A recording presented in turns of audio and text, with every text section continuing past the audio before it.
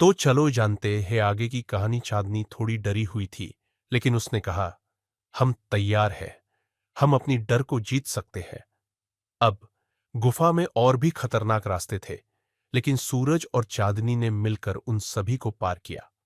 उन्हें अपने डर और कठिनाइयों का सामना करना पड़ा, लेकिन अंततः वे उस रहस्यमयी पुस्तक तक पहुंच गए।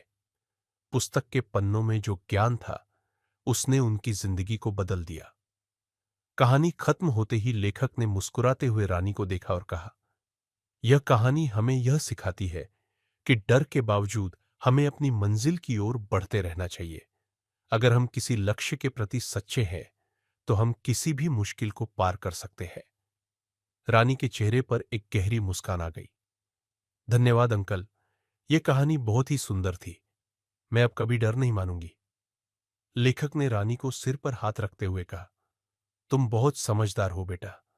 याद रखो, जीवन में जितनी भी कठिनाइयां आए, तुम्हारी मुस्कान और हिम्मत उन्हें पार कर सकती है। रानी ने उत्साहित होकर कहा, मैं अपनी मुस्कान कभी नहीं खोने दूंगी अंकल।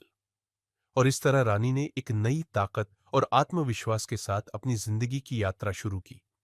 वह जानती थी कि चाहे जैसे भी हालात हों, उसकी मुस्कान और दिल की अच्छाई उसे हमेशा सही रास्ते पर ले जाएगी।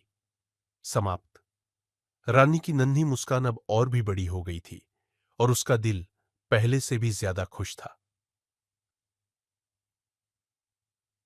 अब चाय का प्याला खत्म कर अंकल ने किताब बंद की और रानी से कहा, बिल्कुल बेटा, तुम हमेशा अपनी मुस्कान बनाए रखना।